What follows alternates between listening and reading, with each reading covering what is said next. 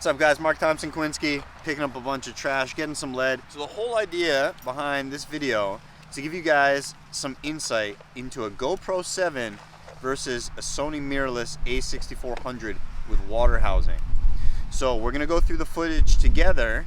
We got the GoPro, we're gonna see how it does both with video and photos.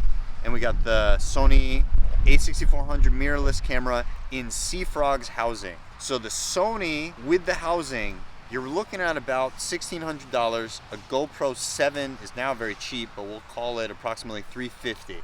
And I want to take a look at some of the footage and show you some of the differences between the two and see which one fits your diving needs best. We figured it'd be great to do a comparison on a relatively easy dive day, and we decided best thing to do while we're doing two of the cameras at the same time is to do a little beach cleanup. Always a good idea, always a great chance to find some lead for the fishermen and get trash out of the ocean that doesn't need to be there. We've been to other beaches where it's right from the shore, is pretty messy. So we figured that was a good idea. Always a great thing, cleaning up the environment while we assess the cameras. And we'll go over the cameras in just a minute. Hey guys, so I want to show you before we get in the water what we were shooting with this day.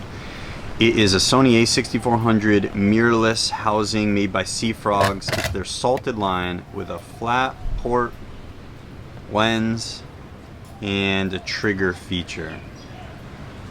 Pretty bulky.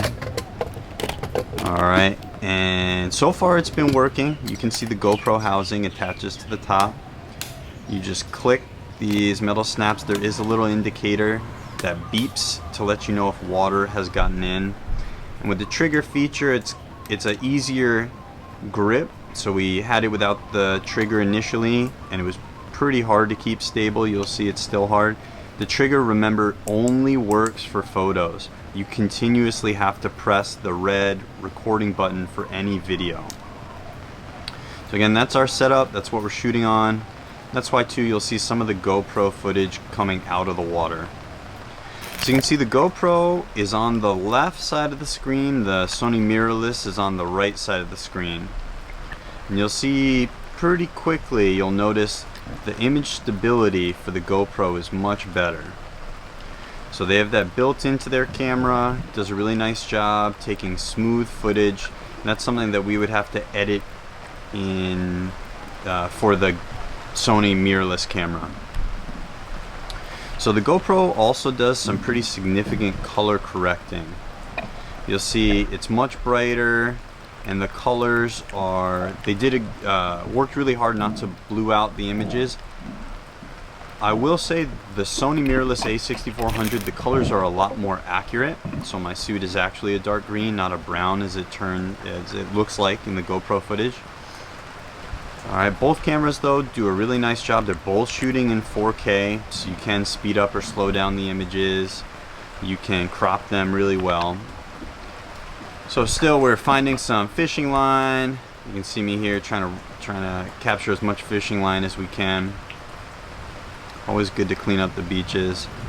You see continuously the stabilization on the GoPro is a lot better than the handheld Sony Mirror a6400, partly because the Sony a6400 has a lot of buoyancy to this housing. So it's something that you can correct for. You can get weights. Some people use tire weights to put inside the housing. So far we added the trigger feature and it's been a lot better. If we start having issues with the buoyancy, we'll end up adding some weights. Here's Scooter looking around. Okay, you can see both cameras are doing a nice job. Now you'll notice the Sony a6400 image looks a lot closer. That's because we're partially zoomed in. That's one of the features you can do with a camera with water housing that you cannot do with the GoPro. So generally with the GoPro it's better to be a lot closer to whatever you're trying to capture. So on the left you can see the colors are pretty vibrant and it looks a lot brighter.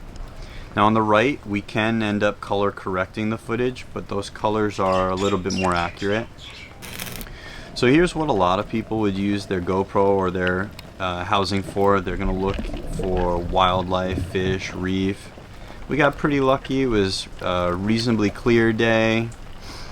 Got a chance to clean up the reef while enjoying some of the views of the fish.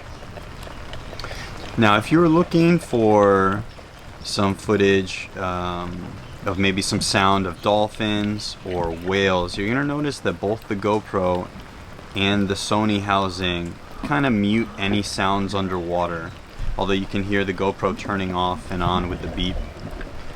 So something to think about. It's very difficult to improve the sound underwater with the GoPro, especially at depth. You can end up trying to improve the sound, but it's very expensive for an underwater camera housing. So we're following some fish along.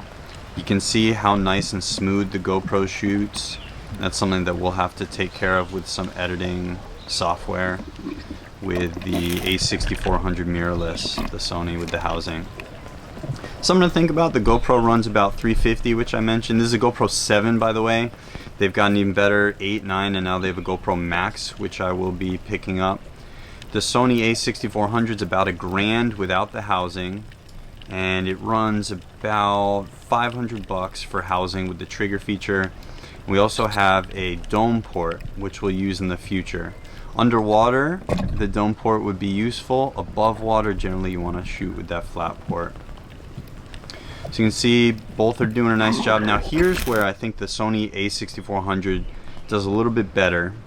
So with the photos, you can see the color is a lot clearer to the right. It's actually more accurate with the Sony a6400 than the GoPro. And you can get these nice still shots and zoom in on your target, whatever you're looking for. This is another shot I thought the Sony a6400 did a little bit better. It's truer color, and the GoPro, it's not bad, but especially with a moving target or if you're far away from the target, you're gonna have a lot more trouble. Now the last photo is just by happenstance we shot, and you can't get that much detail off a GoPro. I thought that came out great with the dive flag in the back and the ripples in the foreground. So something to think about. I'm gonna send you guys back to the beach where me and Scooter look up how much gear we pulled off the reef. I must say it's pretty clean out there, all things considering. It's not as bad as I thought it was gonna be. This is a big one too. Hold on. I got some. Oh, I got some. Oh. What is that? Is that not a lure? Yeah, I got that one for you. Oh. Dude, look at this. This is gnarly. Yeah, that one was like right out in the open. So, Scooter, we just got out of the water. We got all this nonsense. We gotta say overall, west side, we're over at Tracks on Oahu, is incredibly clean.